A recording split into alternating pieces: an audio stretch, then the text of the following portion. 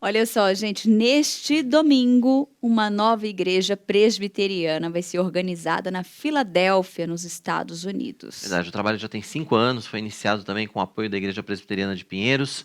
Mas quem vai falar com a gente sobre esse momento tão importante é o Uhum. pastor da Igreja Presbiteriana Cristo Rei, pastor Diogo Inauashiro, que está com a gente aqui já ao vivo no Notícias do Bem. Christ the King, se a gente for falar em inglês. Tá certo aí, Hum. pastor? É isso mesmo, Tá né? correto.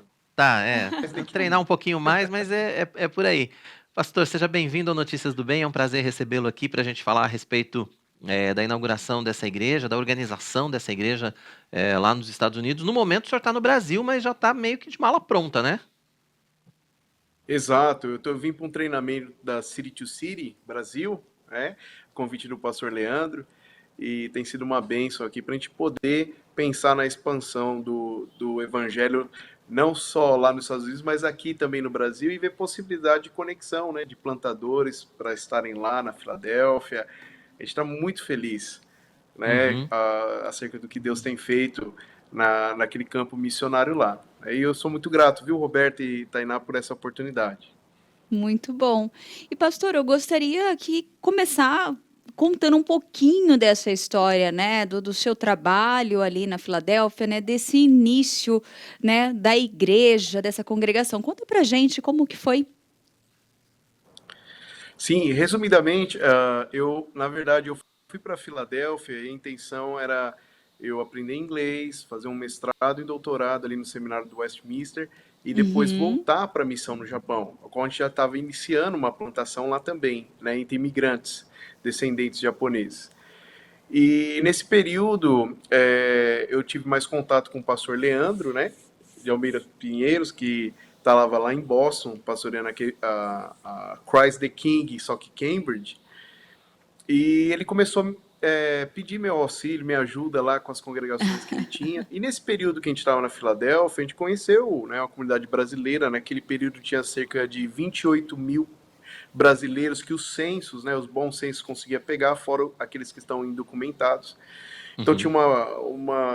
uma gama muito grande ali, né, uma população muito grande de imigrantes brasileiros, né, e a gente começou a ter contato, evangelizar, e as pessoas começaram a questionar, pastor, a gente não tem tido uma igreja assim, com foco mesmo bíblico, centrada no evangelho, né? É muito pouco, é muito escasso aqui na nossa região e também na região do sul de New Jersey, porque nós temos membros que, atravessando a ponte lá da Palmira, né, que chama assim, eles frequentam a nossa igreja 40 minutos de onde eles estão. E ali tem bastante também brasileiros. E nisso o pastor Leandro começou a me encorajar, sabe, a pensar em relação à plantação ali na Filadélfia, né, no estado da Pensilvânia. Não sei se vocês sabem, mas a Pensilvânia é onde os presbiterianos, né, os escoceses, quando Sim, eles foram colonizar os Estados Unidos, eles foram para lá. sim, faz Então, parte o da história estado faz mais parte da história assim. da Igreja Presbiteriana, né?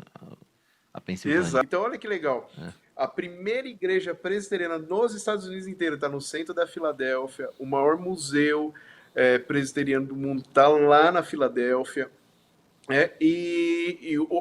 A maior concentração de igrejas presbiterianas nos Estados Unidos está lá na Filadélfia. E nós não tínhamos uma que alcançasse o povo de língua portuguesa. Né? E aí o Leandro começou a me encorajar, né? Essas pessoas começaram a questionar. A gente conheceu o evangelho, mas qual igreja que nós vamos aqui? E nós tivemos uma reunião, então, com o presbitério leste da Pensilvânia, ao qual eu pertenço hoje, e naquela época o coordenador de plantação de toda a área da Filadélfia e de sul de New Jersey, o reverendo Bruce Finn, nós tivemos uma reunião com ele e ele falou, resumidamente, ele falou, Diogo, você é resposta de oração. Porque há muito tempo nós temos visto a população aqui de brasileiros, portugueses aqui crescendo, mas nós não tínhamos um plantador, com perfil, né, da nossa igreja, e nós tínhamos orado muito para que Deus mandasse um. Então, essa é resposta de oração. Eu confesso que naquele momento eu não estava preparado para isso, né? Que a minha ideia era me preparar, me equipar para voltar para a missão no Japão, né? Mas quando a gente viu todo esse direcionamento de Deus, né? O pastor Leandro estava já me encorajando bastante acerca dessa plantação e o presbitério ali da Filadélfia apoiando. A gente pela graça de Deus, assumimos, né, essa responsabilidade. E muitas lutas, muitas dificuldades, como é qualquer plantação, nós começamos do zero, do zero.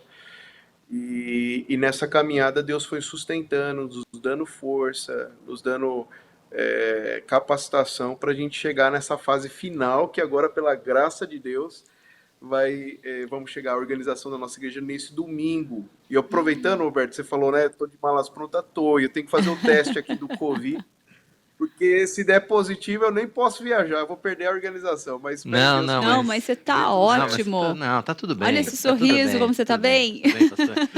A igreja, ela é voltada para a comunidade de língua portuguesa na Filadélfia. Mas tem americanos que também participam ou não? São só brasileiros, portugueses, africanos, enfim, população que fala língua portuguesa hoje que participa da igreja, pastor? A visão da nossa igreja, Roberto, excelente pergunta. A visão da nossa igreja é ser uma grande igreja missional cross-cultural. Usava-se muito o termo multicultural, mas a ideia de multicultural seria mais ou menos assim, ó, olha, nós estamos aqui, nós estamos abertos para qualquer povo. Essa é a ideia de multicultural. A ideia hoje nos Estados Unidos de cross-cultural, cross de cruzar, nós não estamos só abertos, ó, vem aqui o estrangeiro que quiser. Não, é ao contrário. A gente só receber, a gente vai atrás de pessoas, né, de outros povos. Que nem a primeira fase dessa plantação era de língua portuguesa, mas a segunda fase é começar a trabalhar com os hispanos. Quando a gente vai, né, de hispanos que tem lá, e nós já temos uma colombiana dentro da nossa igreja, tá chegando outra, e a gente sempre tem trabalhado nos fundamentos, né, da visão dessa igreja, nós não sermos um gueto brasileiro. É interessante que até os americanos do nosso presbitério têm falado que isso aconteceu com a igreja coreana. Eles centralizaram apenas nos coreanos, só que essa geração, a próxima geração, já é americana. Né? Nasceram ali, cresceram ali. Então, as igrejas que ficaram só no coreano, hoje estão passando muita situação assim, difícil, estão se acabando, porque os próprios filhos já não se adaptam à cultura coreana de igreja, e são mais americanizados. Então, a gente sempre levou a sério essa questão da gente não ser uma igreja, um gueto brasileiro, um point brasileiro, mas uma igreja que está começando com língua portuguesa, mas que está aberto a outras culturas, a outros povos, e em relação ao mesmo americano, a gente desde o começo sempre procurou trabalhar com tradução simultânea, cânticos em inglês, porque nós temos também muitos brasileiros que estão casados com americanos, né? O americano, que a gente separa a família nisso, né? Os nossos filhos também, a gente percebe que os nossos filhos, para eles já faz muito mais sentido a aplicação do ensino bíblico, tudo já na cultura americana. Então, a gente tem que tomar desse cuidado.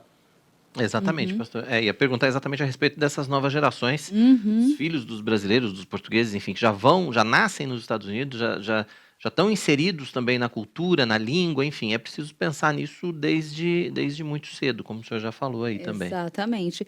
Pastor, a importância, né, quando se fala na implantação de uma igreja, no preparar de uma igreja, né, de ter esse apoio também de outras igrejas, que nem eu gostaria que o senhor falasse um pouquinho da participação da IPP, da Igreja Presbiteriana de Pinheiros, né, do pastor Arival, talvez, nesse processo que foi para o senhor nesse momento, e até agora, né, que o senhor está aqui no Brasil, também, além dessa fase que foi inicial, e agora esse preparo também no curso do City to City, que é uma outra etapa também de preparo, né?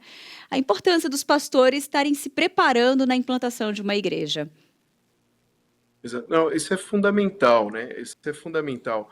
A gente tem aprendido lá no meu presbitério que eu pertenço hoje, eu não sei se vocês sabem, mas a região onde uma das regiões onde mais tem implantado igreja dentro da PCA, a Perseid Church em América, a Igreja Presbiteriana da América, a qual eu pertenço, né, como pastor, sou ministro lá. Uma das regiões que mais cresce, mais foca em implantação de igreja é a Filadélfia. E nós temos muitas pessoas com coração igual ao do reverendo Arival, né, plantador, vamos plantar mais igreja, vamos. O Bruce Finn, inclusive, o reverendo Arival quer levá-lo, né, para a conferência aí do ano que vem. Ele tem esse coração bem assim, o reverendo Arival, quando esteve, venceu ele. Então, eles têm ensinado algo assim que é fundamental, que a City to City, inclusive, tem falado aqui, né, nos treinamentos. 3 coisas são importantíssimas numa plantação, né? Além do plantador em si, né? Que se não tem o plantador, como vai plantar, né? Mas 3 coisas são importantes. O network, você ter contatos com as pessoas, e não só para levantamento de sustento, isso não é o foco principal, mas até mesmo para troca de experiência. Olha, o que você já tem trabalhado que tem dado certo, que não dá, como a gente lida com essa situação. Foi o que o reverendo Arival fez bastante, né, quando ele esteve conosco ali. Ele ajudou muito a gente a enxergar as situações, porque a experiência, né, que ele, a Igreja de Pinheiros, tem tido, isso foi muito importante para a gente ali. Então, primeiro, o network.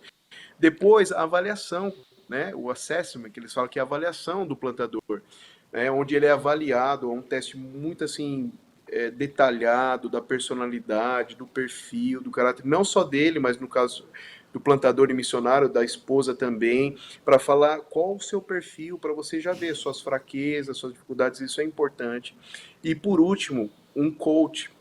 Eu sei que a palavra coach está desgastada, né, hoje no Brasil, mas não tem nada a ver com esse coach que o poder está em você e tudo mais, não, mas um mentor, um coach que leva você assim para o evangelho. Sempre, qual a sua motivação, por que você está fazendo isso, sempre faz a gente pensar primeiro no evangelho. Então, eles chegaram à conclusão que as plantações que não estavam caminhando dentro da PCA, geralmente não tinha um desses elementos importantes, né, o network, o assessment, a avaliação, o mentor, né, para estar te conduzindo ali, um coach, né, ou não tinha os 2 ou 3. E eles não falam que é importante um desses, é importante os 3.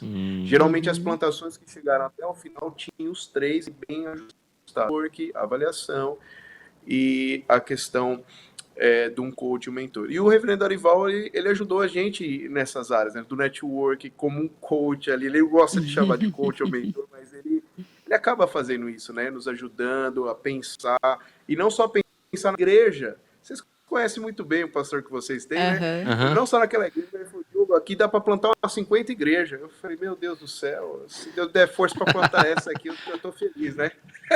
Não, mas Mas olha que legal. é bem isso mesmo. É bem uma frase muito provável do pastor Arival, essa. Mais 50 aqui, vamos trabalhar, vamos fazer. Mas olha que legal. Mas é isso, daí né? que ele falou lá atrás. Exato. Olha que É legal. isso Isso que ele falou lá atrás, parece que vai começar a se concretizar, porque agora a gente chegando no final dessa plantação, o meu presbitério tem me encorajado a pensar A em próxima. trabalhar como coordenador, né? Um coordenador nessa área de plantação. E é por isso que eu estou aqui fazendo esse também da City to City e pensando em mais plantações ali, não só na região da Filadélfia, mas no sul de New Jersey. Tá certo. Pastor, a gente passou um período muito complicado no Brasil e nos Estados Unidos também. A gente acompanhou, né, a evolução da pandemia da Covid-19 nos Estados Unidos. A gente sabe que a vacinação lá andou mais rápida, né? Andou mais rapidamente até do que no Brasil está andando. Mas foi um período que, imagino que tenha sido um período bastante difícil também para a congregação. Mas quais os planos a partir de agora, então, a partir da organização como igreja, além de fazer essa missão cross, vamos dizer assim, quais são os outros planos para a igreja a partir dessa retomada que a gente está vendo acontecer, né, inclusive com a participação dos membros, os membros voltando, né, a participar dos cultos? Um dos nossos planejamentos assim, centrais é a gente voltar aos pequenos grupos, né, e não assim com muitas pessoas, até mesmo por cuidado, né, dessa questão da pandemia, mas voltar aos pequenos grupos para a gente retomar esse discipulado mais pessoal. É até interessante que na pandemia, quando começou, a gente falou: olha, meu Deus, como a gente vai lidar com isso? Né? Toda a igreja pensou nisso, né? Mas é interessante que tem um livro muito joia chamado A Trelice e a Videira, do Marshall Collins. Olha que coisa, há 12 anos atrás, quando ele escreveu esse livro, no capítulo 12, ele começa a falar sobre assim, e se tivesse uma gripe suína, né, que uma pandemia, e a igreja não pudesse mais se reunir na igreja? Parece que ele já estava descrevendo isso há 12 anos atrás. E a gente usa esse livro para o treinamento dos líderes, né? Então o nosso pessoal já estava meio que treinado, né? Como que a gente vai fazer, né, para discipular o pessoal, para caminhar? E olha que interessante, na época da pandemia, mesmo pelo Zoom, foi o momento onde a nossa igreja mais se fortaleceu, mais se uniu, onde a gente pôde evangelizar e, ao invés de perder membro, receber mais membros. E agora a gente só quer colocar os mesmos princípios que a gente tem trabalhado desde a pandemia, agora é de presencial, mas com certos cuidados, porque ainda tem, principalmente nos Estados Unidos, vocês têm ouvido a notícia que tem muitas pessoas que não quiseram tomar a vacina. Sim, Aham. Então a gente está tomando tem esse um movimento cuidado. antivacina muito pesado aí nos Estados Unidos, né? É. Tem. Apesar que os imigrantes, geralmente, a nossa igreja, todos já tomaram. Uhum. Pastor, e agora como é que vai ser a programação aí de domingo? Como é que tá? Nós vamos conseguir É. acompanhar aqui do Brasil? Como que vai ser? Vai ter transmissão? Conta pra gente como que tá programado. Sim, graças a Deus, a nossa live, inclusive, agora caminhou, tá mais profissional, né? Foi arrumada agora na segunda-feira, então nós vamos disponibilizar, sim, o link dessa live. É um momento, assim, de muita gratidão a Deus, em primeiro lugar, porque sabemos que essa obra é dele, né? A gente só é instrumento nas mãos dele, e ali vai estar parte de pessoas que participaram ali, né, dessa história, mesmo aquelas que não podem estar presentes, né? O caso do Reverendo Erivaldo pediu para gravar um vídeo ali para a gente passar no final do culto, né, uma palavra ali para a igreja. Mas é um momento assim que a gente pode dizer assim de vitória, sabe? Vitória assim de Cristo e qual nós celebramos junto com ele, dele estar erguendo uma igreja ali fiel ao evangelho, à palavra dele. É uma igreja que tem um coração missional, que pensa em alcançar ainda mais pessoas, principalmente os perdidos, né? E a gente está assim de celebração, né? Nós estamos assim, a igreja está num momento assim fantástico de coração grato, de coração alegre, de sonhos, de planos, né? E então essa é a fase que a gente está vivendo lá na Filadélfia, né? A minha intenção é sair daqui amanhã, depois acabou o curso, já pegar o voo de Goiânia para São Paulo, de São Paulo para os Estados Unidos, chegar lá no sábado para me preparar para esse dia, né? Que bacana, Seja que orando, bacana. por favor. Com certeza, estaremos sim. Pastor Diogo Inawashiro, da Igreja Presbiteriana Cristo Rei, lá na Filadélfia, igreja que vai ser organizada no próximo domingo. Pastor, obrigado pela sua participação com a gente aqui no Notícias do Bem. Depois, quando a igreja estiver organizada, né, a gente vamos mostrar aqui também no Notícias do Bem a continuidade desse Legal. trabalho. É sempre muito bem-vindo aqui, viu? Ah, e para poder assistir, Para poder assistir por onde vai ser, qual né? vai ser a transmissão? Por onde? Qual canal? Geralmente a gente tem feito as lives pelo Facebook, mas a gente pode ver outros meios também e passar para vocês com antecedência. Tá certo, Mas mas o em canal de princípio, comunicação. em princípio, Facebook, né, pastor? Exato. É só procurar aí, CTK Christ. Philly. É, Isso, ou colocar Christ the King Presbyterian Church de Filadélfia ou CTK, né? Philly de Filadélfia. Mas a gente vai passar com mais detalhes para vocês certinho. tá certo. E a gente vai anunciar aqui para você que está acompanhando Notícias do Bem, para poder acompanhar também, né, a organização dessa igreja, cuja plantação conta com o apoio aqui da nossa junta missionária, conta com o apoio da Igreja Presbiteriana de Pinheiros. Pastor, obrigado mais uma vez pela sua participação com a gente. Deus continue abençoando o seu ministério lá na Filadélfia e, enfim, por onde Deus estiver programado aí para a sua vida, né, pastor? A gente nunca sabe. Sim. Gente, muito obrigado. Que Deus continue abençoando ricamente esse ministério tão importante que vocês estão exercendo aí. A gente percebeu isso. Só essa última coisinha que eu ia falar. Mesmo as nossas igrejas lá do nosso presbitério, que nem tinha live e tudo, agora começaram a ter, viram a importância. Então, o trabalho que vocês têm feito é, sem dúvida, em prol do avanço do Evangelho. E nós também estaremos orando por vocês. Que Deus Amém. abençoe. Amém. Amém. Obrigado, Obrigada. pastor.